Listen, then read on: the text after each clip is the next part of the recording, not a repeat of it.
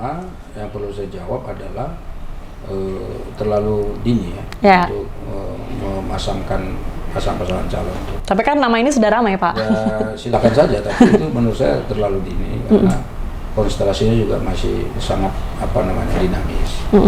Yang kedua, tadi kami tentu mengupayakan bagaimana agar ya kader kami bisa muncul di dalam konstelasi itu. Oke. Kalau misalnya ada ini pasangan, nah mungkin nggak calon kami masuk di situ.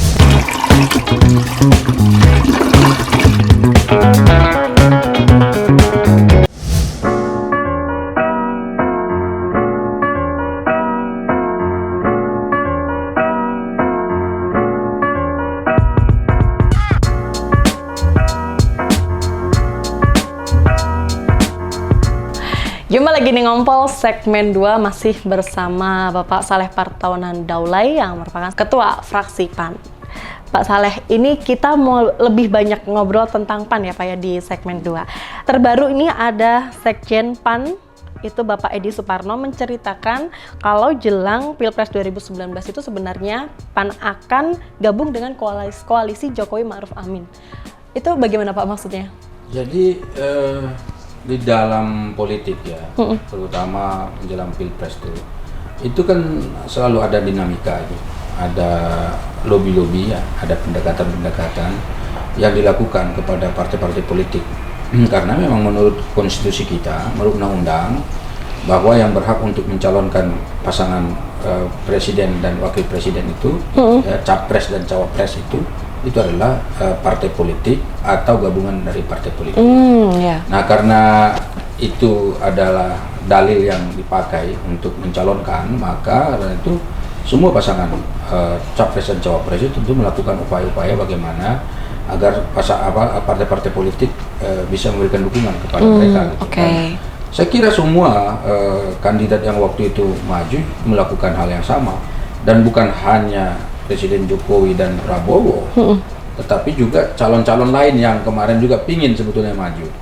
Ya kan, tadinya kan bukan hanya ada dua, ada beberapa calon-calon lain juga, dan itu semua melakukan pendekatan-pendekatan. Nah, lalu di antara pendekatan-pendekatan yang dilakukan itu, tentu partai-partai politik memiliki kewenangan untuk memilih siapa di antara pasangan calon itu yang diyakini mampu pertama menang, kemudian yang kedua memberikan kesejahteraan bagi rakyat kita ya. Ini kuncinya. Kan kalau udah memberikan kesejahteraan itu berarti ada perubahan, ada penegakan hukum, ada perbaikan ekonomi, ada perbaikan pendidikan, kesehatan dan seterusnya. Jadi kalau misalnya itu menurut penilaian kita bisa, ya itu yang kita jadikan pilihan. Jadi saya kira kalau misalnya kemarin ada statement yang menyatakan tadinya kita mau mendukung Jokowi, ya biasa saja sebetulnya, karena bisa jadi memang pada saat itu kita ingin, tapi kan ada dinamika yang tidak bisa dihindari dari proses perjalanan pengambilan keputusan politik. Jadi bisa jadi mungkin pada tahap hari ini kita mendukung si A, besok kita berubah jadi si B. B itu besok, tapi besoknya lagi si A, itu biasa dalam perjalanan politik itu biasa. Tapi apakah ini bisa disebutkan kalau PAN itu kayak mengharapkan reshuffle begitu nggak sih Pak? Saya kira nggak ke arah situ. Mungkin Edi Suparno atau Sekjen kita itu hanya menceritakan suatu peristiwa politik yang pernah mungkin dia ikut di dalamnya. Jadi hanya menceritakan apa adanya ya, bahwa kejadian itu pernah ada. Dan saat ini saya kira PAN itu malah lebih fokus untuk bekerja di di DPR ya, bagaimana caranya untuk membantu pemerintah melakukan pengawasan yang saya kira kita konsen. Jadi kalau benar pemerintahnya kita katakan benar, ya kalau tidak benar ya kita kritik, kita kasih masukan bagaimana solusinya sehingga pemerintah bisa berbuat lebih baik pada bangsa dan negara kita. Jadi saya kira tidak bisa ditafsirkan terlalu jauh dengan pernyataan seperti itu, dan itu adalah pernyataan yang biasa saja yang saya kira ditafsirkan sesuai konteksnya. PAN ini kan pernah disebut oleh Sekjen PDIP Bapak Hasto itu kalau partai PAN ini adalah salah satu-satunya partai yang paling bersahabat untuk diajak berkoalisi begitu. Emang sempat terbuka itu ya Pak ya? Kalau PAN itu kan dia mengupayakan komunikasi dan silaturahmi kepada seluruh tokoh-tokoh masyarakat dan terutama tentu tokoh-tokoh politik. Mengapa? Karena kami yakin bahwa perubahan-perubahan sosial kemasyarakatan itu hanya bisa dilakukan lebih cepat jika menggunakan kendaraan politik. Oleh karena itu kita selalu menjaga komunikasi itu, dan kalau menjaga komunikasi dengan tokoh-tokoh politik itu bukan berarti kita harus sama ideologinya, sama perspektif dan pandangannya, enggak. Kalaupun kita bekerja sama untuk membangun satu katakanlah model pembangunan, bukan berarti ideologinya sama, tapi bisa jadi tujuannya yang sama, yaitu bagaimana memberikan kesejahteraan bagi masyarakat. Yang jelas kalau PAN itu kan adalah partai yang nasionalis religius, murni kita nasionalis religius. Jadi di situ ada bagaimana kita mengedepankan persoalan kebangsaan, kepentingan masyarakat dan negara kita ini, tetapi didasarkan pada nilai-nilai agama. Nilai agama yang kami yakini itu adalah nilai agama yang rahmatan lil alamin, yaitu yang membawa dampak kebaikan, maslahat kepada sebanyak mungkin manusia dan orang-orang.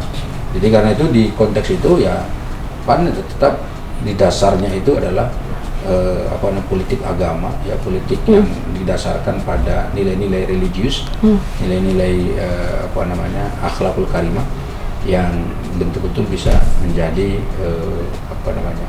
dasar di dalam mengambil keputusan politik.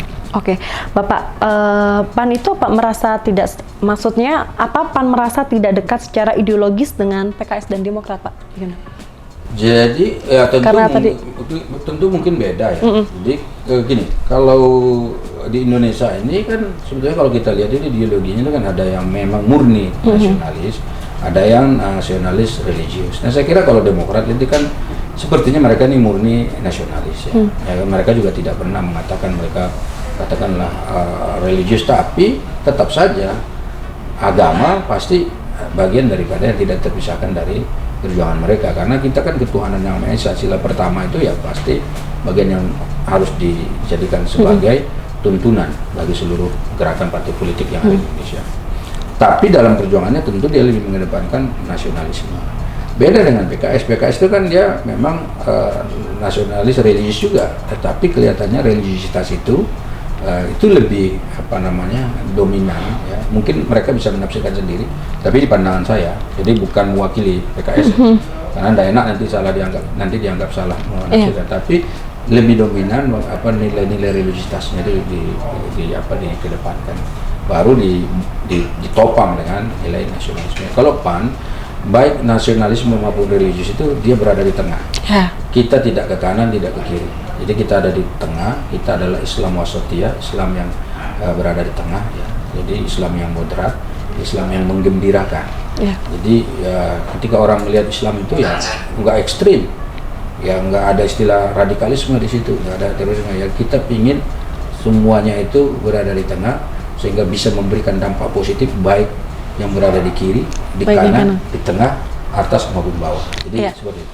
Dulu kan PAN ada Bapak Amin Rais, sekarang kan Amin Rais sudah tidak di PAN lagi begitu, dan sepertinya PAN terlihat lebih mesra gitu dengan pemerintah. Bisa dikatakan begitu nggak sih Pak? Apakah PAN lebih bebas tanpa Amin Rais? Saya kira sama aja ya. Jadi, kemarin juga biasa juga kita tetap memberikan kritik masukan juga pada pemerintah. Yang dimaksud dengan mesra dengan pemerintah juga saya nggak paham. Kan biasa juga pemerintah juga biasa aja dia, kemesraan yang dibangun pemerintah sama kita juga nggak kelihatan secara nyata gitu.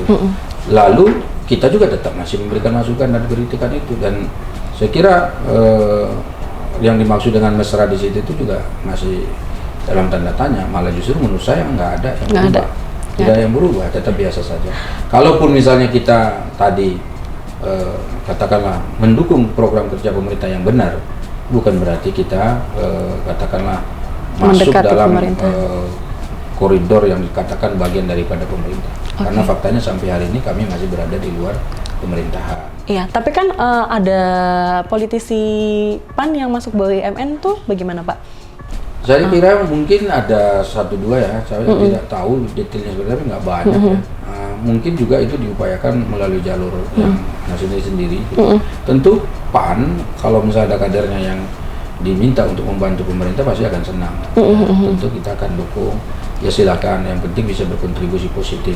Yang penting adalah bagaimana agar semua yang dilakukan itu bisa sesuai dengan apa yang diharapkan oleh masyarakat. Oke, soal Pilpres 2024 nanti ini Pak, ini kan PAN tidak ada Amin Rais, mungkin apa langkah-langkah yang dilakukan PAN untuk bisa maju di Pilpres Pak, tanpa Amin Rais? Sekarang ini PAN sedang konsentrasi untuk melakukan konsolidasi organisasi. Jadi kita sedang melakukan musyawarah wilayah di seluruh Indonesia dan sudah selesai. Kemudian musyawarah daerah di seluruh kabupaten kota ya di seluruh Indonesia, dan sedikit lagi ada beberapa lagi yang belum selesai tapi sudah mau selesai. Setelah itu kita fokus untuk musyawarah cabang di kecamatan seluruh Indonesia, dan banyak sekarang. Dan ditambah lagi nanti musrah di akhir. Jadi kita berharap akhir tahun semuanya udah kelar, dan dengan demikian kita sudah memiliki jaringan yang bagus. Nah, dengan jaringan konsolidasi organisasi melalui struktur partai politik ini, ya tentu kita bisa mengokohkan, menguatkan bagaimana agar kita betul-betul memiliki kekuatan dan mesin politik yang siap dipakai pada saat pemilu yang akan datang, itu pada tahun 2024. Tapi yakin bisa masuk di parlemen lagi nggak Pak? Oh, sangat yakin sekali. Malah justru ke depan ini kita sudah mau menargetkan kita akan menaikkan perolehan suara kita, berbeda dengan tahun yang atau periode yang lalu. Justru sekarang langkah-langkah yang dilakukan malah lebih fokus bagaimana agar kita bisa menaikkan elektabilitas dan juga perolehan suara kita. Dan dengan apa yang kami miliki saat ini, tentu kami berharap itu akan lebih cepat ya untuk menarik simpati daripada masyarakat dan memberikan kepercayaan kepada masyarakat agar mereka itu kembali memilih PAN di pemilih akan datang. Oke, Amin Rais ini kan lekat dengan PAN begitu ya Pak ya, tapi dengan tidak bergabungnya Amin Rais, PAN takut nggak sih Pak kehilangan suara dari pendukungnya Amin Rais Pak? Saya kira tidak, karena pemilu itu kan biasanya sangat ditentukan oleh banyak faktor. Ya salah satu di antara faktor itu ya adalah bagaimana calegnya calegnya bisa betul-betul berbuat bagi masyarakat. Nah, kalau dia sekarang sudah jadi anggota DPR, lalu dia selama menjadi anggota DPR bisa berbuat baik untuk masyarakat, memberikan bantuan-bantuan yang dibutuhkan masyarakat, menyalurkan aspirasi masyarakat dan seterusnya. Nah, kami yakin masyarakat akan memilih kembali. Jadi ini faktor ini sangat penting. Kemudian yang kedua tentu adalah kinerja daripada partai secara kolektif. Bagaimana partai ini bekerja mulai dari pusat sampai ke daerah ya untuk berkontribusi dan mewarnai bagaimana agar masyarakat kita ini bisa betul-betul merasa ada yang memberikan perhatian dan juga memberikan bantuan yang mereka butuhkan. Dan ini tentu faktor yang tidak bisa dianggap sederhana dan rendah, tapi justru malah itu faktor yang penting. Nah, betul bahwa ada pengaruh daripada ketokohan di partai-partai politik, tetapi kadang-kadang ketokohan itu juga tidak menjadi hal yang paling prioritas, karena ada juga beberapa partai di Indonesia yang tidak menonjolkan tokoh, tapi tetap bisa survive dan bahkan justru dari waktu-waktu bisa menambah kursi di DPR. Iya, Pak Saleh dulu kan cukup dekat ya Pak ya dengan Pak Amin Rais. Kemudian Pak Amin Rais keluar mendirikan Partai Umat, begitu. Bagaimana hubungannya Pak Saleh dengan Pak Amin Rais sekarang? Jadi politik dan silaturahim itu saya kira itu dua hal yang berbeda. Jadi saya dengan Pak Amin ya tetap baik, oleh beliau adalah orang tua yang tetap harus dihormati, dan kalaupun misalnya sekarang beliau memiliki katakanlah partai yang berbeda dengan PAN, ya tentu komunikasi dan silaturahim tetap harus terjalin dengan baik. Dan saya mengerti betul, mungkin barangkali Pak Amin pasti akan paham, misalnya dengan posisi politik yang saya ambil hari ini, ya kenapa saya harus tetap berada di PAN misalnya seperti itu. Pak Amin pasti tahu, karena Pak Amin itu juga mengerti ya mengapa dulu misalnya beliau memutuskan untuk membuat partai politik. Nah, kan ada konsekuensi daripada itu semua. Karena itu tentu yang ingin saya sampaikan adalah bagaimana agar memang hubungan dengan Pak Amin tetap jalan dengan baik. Ya, meskipun ada perbedaan visi politik dan pandangan politik ke depan. Berarti siap berbeda pilihan dengan partai yang diusung Partai Umat, Pak? Ya, tentu saya sebagai pengurus partai politik di Partai Amanat Nasional, ya tentu saya berkewajiban untuk memenangkan partai politik yang saya ada di dalamnya. Karena tidak boleh kita sebagai pengurus partai politik tertentu lalu berbeda pandangan dengan partai politik yang kita ada di dalamnya. Ya tentu siapapun itu orangnya, partai apapun itu ya tentu sama. Kader-kadernya itu pasti akan membesarkan partai politik, termasuk saya. Ya tentu saya memiliki kewajiban untuk memenangkan, mendukung, dan juga menyukseskan agar Partai Amanat Nasional ini bisa semakin besar ke masa akan datang. Oke, untuk maju di Pilpres 2024 ini Pak, kira-kira ada sosok tokoh yang mau diusung Partai PAN nggak Pak? Atau mungkin Anies AHY Pak? Partai Amanat Nasional ini sebetulnya di internal kami itu punya banyak tokoh yang siap dipakai dan siap dijadikan sebagai pemimpin nasional. Siapa Pak kira-kira? Yang sudah kemarin itu mencoba itu adalah pertama ya, kalau kita lihat sebenarnya kalau dari sisi kemampuan yang sudah pasti bisa ya tentu Ketua Umum kami Zulkifli Hasan pasti bisa. Berarti kemungkinan nyapres ya Pak? Beliau pernah menjadi sekjen partai, pernah jadi ketua fraksi di DPR, pernah jadi menteri, pernah menjadi ketua MPR, sekarang wakil ketua MPR. Jadi saya kira ini adalah pengalaman politik yang saya kira sangat mumpuni ya untuk didorong menjadi salah seorang calon. Kemudian yang kedua tentu Pak Hatta Rajasa. Hatta Rajasa ini kan sudah pernah nyoba ini untuk ikut menjadi salah seorang calon wakil presiden, dan saya kira sekarang beliau masih sehat, masih dinamis dan berpikirnya juga masih tajam gitu. Jadi kalau diskusi dengan kita, terutama dengan saya, itu beliau sangat bagus ya. Dan pandangannya itu bagus sekali. Ketika beliau jadi menteri itu selalu berprestasi. Bahkan ketika jadi menteri perekonomian, saya kira ekonomi kita agak lumayan bagus ya. Ya, mohon maaf, silakan dibandingkan saja. Tapi itu artinya bahwa beliau ini sangat cocok untuk kita lihat lagi untuk dicalonkan. Ada lagi Mas Trisno Bakhir ya, Ketua Umum PAN yang sekarang adalah Ketua Dewan Kehormatan Partai Amanat Nasional, sekarang ada di situ. Jadi kita juga sedang mengupayakan bagaimana agar Mas Tris ini bisa masuk dalam kancah calon ya, untuk Pilpres yang akan datang 2024. Ya mudah-mudahan konstelasi politiknya nanti bisa mengarah ke situ, karena ingat keputusan politik untuk mencalonkan siapa dan dengan siapa di 2024 itu sangat ditentukan dengan diskusi, kemudian komunikasi, dan juga negosiasi dengan partai-partai politik yang akan melakukan itu pada saatnya nanti. Dan itu akan ditentukan last minute. Dan biasanya nggak seminggu, nggak sejauh-jauh hari. Justru bahkan hitungan jam biasanya di last minute sebelum pendaftaran terakhir. Jadi karena itu peluang-peluang kita untuk mengusung calon kader kita dari internal Partai Amanat Nasional itu tetap ada. Dan tentu kami sangat bangga ya untuk mengusung kader sendiri pada Pilpres yang akan datang. Oke, terakhir nih Pak, ini kan sudah muncul wacana tentang pasangan Capres dan Cawapres, ada Bapak Prabowo dan Puan, ada juga Anies dan AHY. Kira-kira nih PAN bakalan condong kemana nih Pak dari dua pasangan tersebut? Pertama, yang perlu saya jawab adalah terlalu dini ya untuk memasangkan pasangan calon. Tapi kan nama ini sudah ramai Pak. Ya silakan saja, tapi itu menurut saya terlalu dini karena konstelasinya juga masih sangat dinamis. Yang kedua, tadi kami tentu mengupayakan bagaimana agar ya kader kami bisa muncul di dalam konstelasi itu.